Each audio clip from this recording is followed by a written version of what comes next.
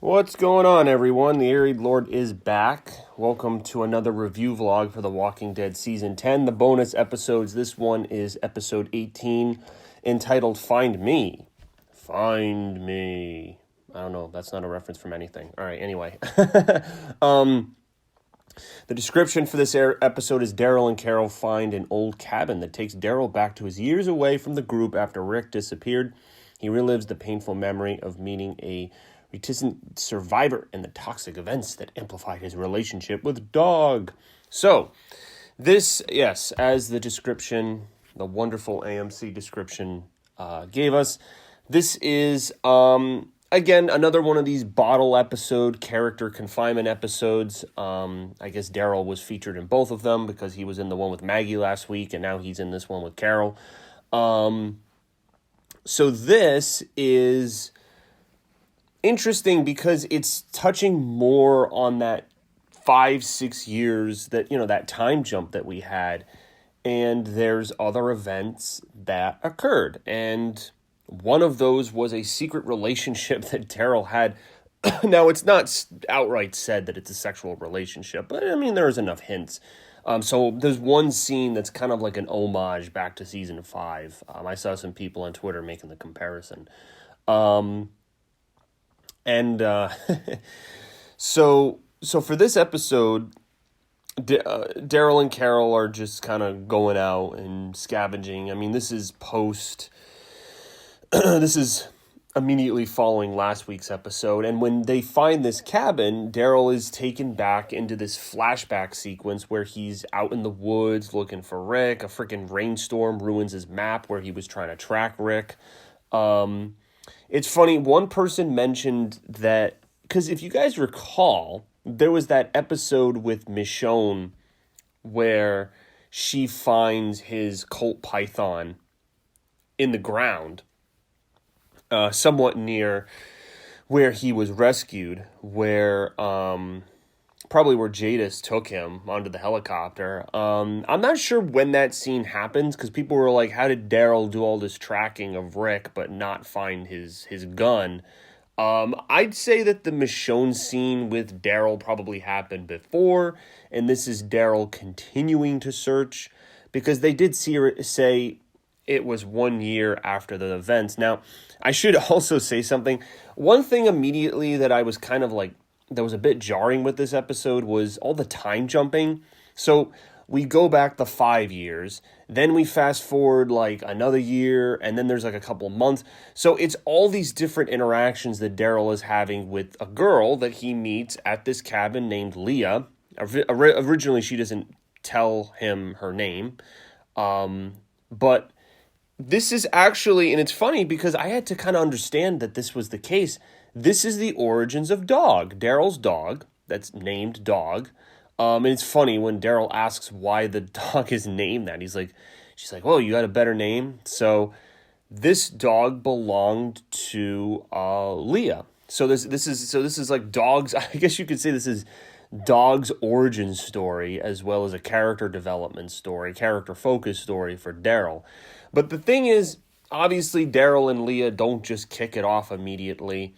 I felt that the early scenes between Daryl and Carol wasted some screen time where you could have had more scenes with Daryl and Leah. Like, you could have used that opportunity to show us more character moments. That way some of the time jumping isn't as jarring. I thought that would have been a nice way to, stretch out this character who's brand new, who we're meeting for the first time, and give us a little bit of time with her.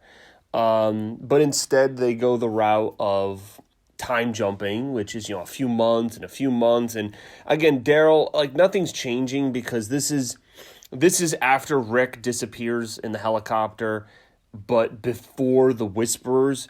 So it's that 6-year time jump where we don't really know what's going on with anyone. Everyone's just kind of growing up and growing old. But in the meantime, Daryl is just camping out in the woods. And so in camping out in the woods, he has all of these adventures. But the time jumping is just odd because for me, like, it's not even worth really saying the months that go by because we know that he was out there for years. And so it's not like to say, oh, like 4 months later, 6 months, oh, and then a year, like, so, like, it was just a little bit jarring when I was watching it. And another interesting thing was it almost looked like there was a filter over the episode. I'm not sure if you guys felt the same thing, but it felt like there was almost like a filter placed over the episode, like this orange crimson filter for the flashback scenes. And it's interesting because, I mean, we get a lot of name drops, like Carol talks about going to the kingdom to see Henry and Ezekiel, and I'm like, oh shit, yeah, Henry's still alive, the kingdom still exists, like this is before the Whisperers come and fuck everything up. So I was like, yeah, I just kind of had to remind myself, I was like, oh yeah, that there were still those other characters doing that stuff, yeah. And then I'd say a big moment towards the end of the episode was a big fight that Carol and Daryl get into where they both kind of call each other out for leaving. And they both do this where they go off on their own, like they need alone time just to process things if it is a tragedy. So I think really, yeah, it happens when there's, tragedies that they can't emotionally deal with. Like, obviously the thing with Rick, Daryl freaking left for years in the woods. And similarly with Henry being killed in a pretty savage way by Alpha. If you guys recall the beginning of season 10, which is crazy that we're still in season 10 right now, but it was at the beginning of season 10 where where Carol was on the boat and basically distanced herself from everything in order to forget about what happened. And then all of her PTSD and all of her issues came back to her when she returned, obviously. But the point is that both characters have had this habit of going rogue when, the times get tough. Usually when they lose someone that's kind of core to the group. And so there's a lot of blame and a lot of yelling and stuff kind of going on. Daryl blames her for Connie, which is true. I mean, it was her fault for rushing into Alpha's trap and kind of taking that bait. So yeah, it's like it was a fun episode. Like, it was a side of Daryl we've never seen. They definitely teased that it could have been a relationship with this girl. I mean, she seemed just as outdoorsy and alone and pretty good with survival gear, just like him. So, that they wanted you to make it seem like, hey, like they're the perfect fit for each other. And there was a scene that kind of mirrored, like they're hiding from a bunch of walkers and they're like really close to each other next to this tree. And there's a scene with Carl and Enid from season 5. And I'll actually pull the picture up here just to show you guys. But there's a scene that's almost identical. Where they're inside the tree, and then this is where they're not in it, but like they're next to it. And so the close-up shot was virtually the same. And, we know that Carl and Enid eventually got into a relationship for the time that both characters were alive. So I just thought it was kind of cool that Daryl had this little flirty fling go on, because that's been something I feel like fans of the show, especially like the fangirls, have always wanted Daryl to have a love interest. Carol was always a popular one, but it's concrete at this point that they're just really good friends. They're each other's closest friend. And then there was the girl, Maggie's sister, Beth. I remember there was a lot of theories in season 4 that she might have been a romantic interest for Daryl. I'm not sure how much age difference. Like, I don't know she's older. Emily Kinney, who plays her, she's older than her character was in the show, so I'm not sure what age they wanted her character to be in the show. So it was cool to see these different angles of Daryl, for sure. It was cool to get the character focus episode. It was cool to have some scenes with Carol. Just, a real struggle and kind of an awkward phase in their friendship. And it was interesting to see all of that. And I think that, I don't know how it's going to be resolved because the previews for next week's episode had Aaron and Father Gabriel on that's because it's kind of like their bottle episode. It was a dual mission together. So, I'm not sure what's going to kind of happen there. So let me know what you guys think. If I had to rate the episode, like, I'd give it an 8 out of 10. Like it was a good episode. The time jumping was throwing me for a loop. I think, do it once to establish we're going from the present to the past, and then you can kind of do like, one of these. It was just, there was a lot of time jumping. I think that if they had, less fucking around with Carol and Daryl at the beginning of the episode, they could have just had the whole episode be a flashback episode, because that's what I was thinking. I thought the entire episode would be a flashback episode, and it wasn't. It was just for like a lot of it, like they had so much stuff in the present. I was like, when are we gonna get, like, I knew it was a flashback episode, so I was like, when are we gonna get to the flashback stuff? When are we gonna get to the flashback stuff? What, like, I just kept asking, and then finally we did, and I'm like, well, the episode's only so long. Like, I just felt like they could have spent more time on it, because I did like it. I liked seeing this vulnerable side of Daryl with this girl, her tragic backstory, everything, like, that was all good stuff, but I just wanted more of it. And I felt like the episode had, like it wasn't balanced enough in terms of the past stuff, in terms of the present stuff. So, that's just my take. I mean, an 8 is still a good score, but, it's right at that precipice of, like, the CB range.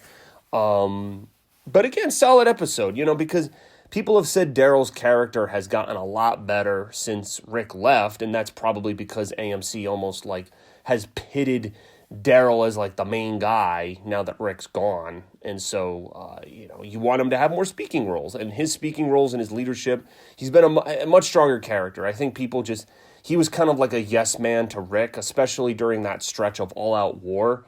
And he was so gun-ho about killing Negan. Like, there wasn't a lot of character exploring stuff with Daryl. He was just kind of a soldier and a second man to Rick, who was just completely bloodthirsty about killing Negan. Only when Rick left, or even those intro episodes of season 9, those first couple episodes where Rick was still alive, trying to soothe relations between the ex-saviors and the survivors, like, Daryl had a voice speaking up about all of that stuff.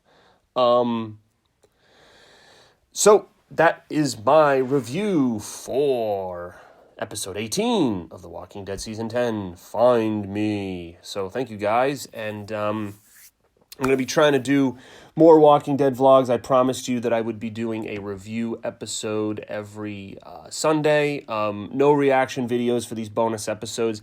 I'm thinking I might only do a reaction video. I'm thinking for Here's Negan, the final episode of these bonus episodes, because I have some theories about that. Maybe I'll make a video about it. I do have some theories about, like, what I think that episode has in store for Negan. I've alluded to it in some past update vlogs, but I just want to give my full thoughts, because I think that they might, similar to a certain Walking Dead issue where Kirkman made a decision with Negan, I think that this episode is going to serve kind of the same purpose. So I'll leave that to a vlog. Like, I'll make the vlog before Here's Negan comes out, but we still have, we just episode 2 of this 6 episodes, so we still have 3, 4, 5, 6. So we still have 3 more episodes before Here's Negan. And then, so I'll make another vlog about this, that we have The Walking Dead coming back in the summer. Like, season 11 comes back this summer, which is really, like, usually the summer is when we're looking for the freaking San Diego Comic-Con trailer, but because of, the pandemic that we're almost out of it, but we're still living in it, most likely there's not going to be a gigantic San Diego Comic-Con. It's going to be probably a virtual thing or whatever the hell. I don't even know what they did last year. I didn't follow it, but yeah, that's probably what's going to happen. But that's interesting. That's interesting that we're going to have and they keep having these teasers. Probably it's all this little stuff from the Commonwealth that keeps getting shown as advertisements in between these bonus episodes. And I feel like it's almost like a puzzle you got to piece together. So I'm going to make a freaking video about that too. So at least got 2 vlogs. I want to jump back into it. I'll say this to my fans, and I'll probably say in a larger vlog, but I've kind of almost taken a leave of absence for making videos for a while. I was thinking of just not making vlogs anymore when I hit my 10-year channel anniversary a few months ago.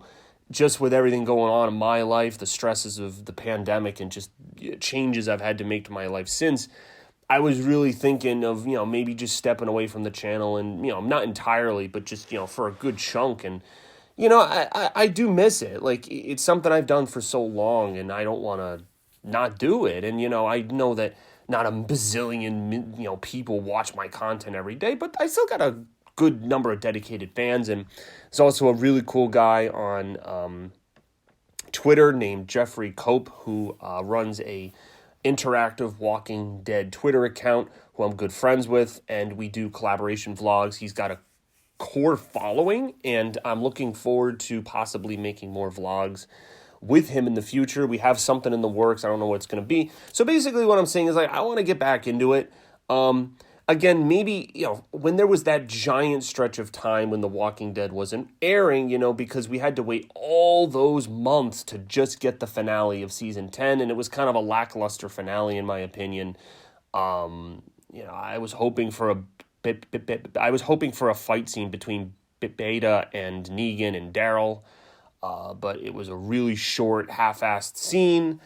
Not to rehash the finale, but yeah, it's just been, like, there hasn't been much of The Walking Dead. Just like, everything friggin' shut down because of the pandemic, like The Walking Dead followed suit. However, they were able to film these 6 bonus episodes to keep the content going. And then as, Fear the Walking Dead Season 6 is going on right now, people say it's good. Maybe I'll, binge watch the half of the half season of Season 6, get myself caught up, because I think the other half is coming out. I believe it's going to air after these bonus episodes are done. I could be wrong, but that seems to be the case. So that's what I got for you guys. Thank you so much for watching. I'm going to try to upload more content to the channel. Again, like, a lot of us are still stuck at home, quarantine, all that stuff. And I feel like this is a perfect time to do more content. I didn't make much in 2020, again, just because I was dealing with, a lot of personal shit. And I think, I can jump back into it. So between the retrospectives, which is reviewing past content that I've made on my YouTube channel, like from years and years and years ago, I did part 1 a few days ago, and part 1 was based off of my very first YouTube video. So if you're interested in that, go ahead and check it out. I'm going to be doing part 2, hopefully later this week. I'm not sure what it's going to be based on, but I would like to do something that's throwbacky. Maybe I will do one for The Walking Dead, although, the first Walking Dead content I made on my channel, I know was, early 2014. So I was at least 4+ years into the channel at that point before I did anything Walking Dead. So, but not to worry, we'll do a mix. Again, I'll do the stuff with Jeff, who runs the Walking Dead fan page account. Continue to do the reviews for all the Walking Dead episodes that come out for the bonus episodes. I'll do some predictions, these weird Commonwealth advertisements, as well as a prediction for the Here's Negan kind of finale, the actual finale of season 10 once the bonus episodes are done, and blah, blah, blah, blah. And we will go from there. And then I guess at that point we'll be into April. When Here's Negan airs, it'll probably air. Let me see right here. I can bring it up. So one more. I'm looking at. Let me see. Looking at some of these. The name of these episodes here. Yeah, Here's Negan airs April 4th, 2021, which looks like, wow, that looks like it's, I think it's, dude, how many years ago was that? It's 5 years to the day of the freaking head smashing episode. Um, so, that's awesome. Okay, man. I don't know why I said man. I'm talking to my fans here, but anyway, it was good to talk to you guys and make this vlog. I'm looking forward to all Walking Dead content this year. The fact that we're gonna get season 11 this year. I think I just missed The Walking Dead. Again, like there wasn't much Walking Dead to discuss in 2020 because it was just in this limbo, but now we have a lot of it coming out. The rest of the bonus episodes, season 11. Hopefully we get some news about the Rick Grimes movies. Like, holy shit, dude. We've been waiting for these freaking Rick Grimes movies forever, and I'm just like, it's been when the hell? Like it's coming up on 3 years since Rick exited the show. So like I don't understand what the fuck's taking so long. So hopefully we get all that and we'll all be happy. So thank you guys, and I'll see you later. Peace out.